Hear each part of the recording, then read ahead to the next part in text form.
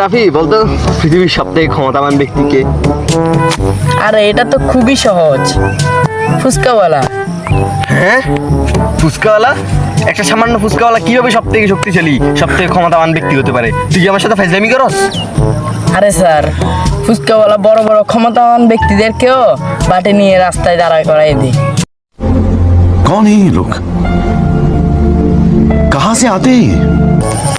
Mister Rafi, একটা জরুরি কাজে আমাদের এখানে আসা, বুঝছেন?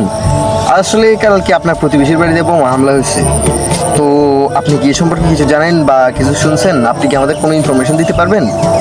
আরে স্যার, না আমি কিছু বলতে পারবো না। কালকে প্রতিবেশীদের বাসায় প্রচণ্ড গোলাগুলি আর চিৎকারে সবতে আমি কিছুই শুনতে পারিনি।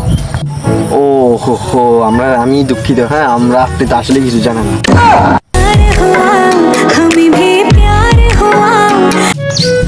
আসলে আমি এটাই বুঝি না, মানুষ কেন হিন্দি সিরিজটা দেখে।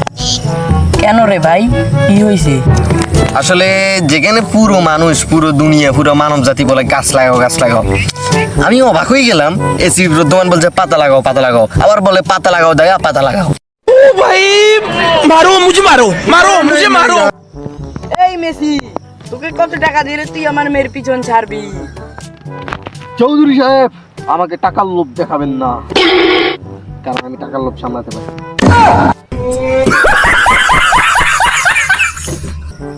আচ্ছা খালেদ ভাই, আপনাকে একটা প্রশ্ন করতাম।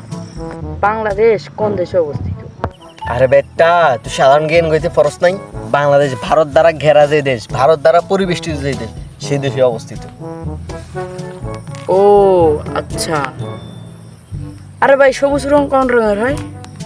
আরে তোর পাশার নিচে যে কালারটা আছে ওটাকে সবুজ রং বলে। আচ্ছা, কবি নজরুলের কবরে কাকে দাফন করা হয়েছে? কবি নজরুলের কবরে বাংলাদেশের জাতীয় কবিকে দাফন করা হয়েছে। ও আচ্ছা, এই জন্য তো বলি মানুষ আপনাকে কথার রাজা কেন বলে।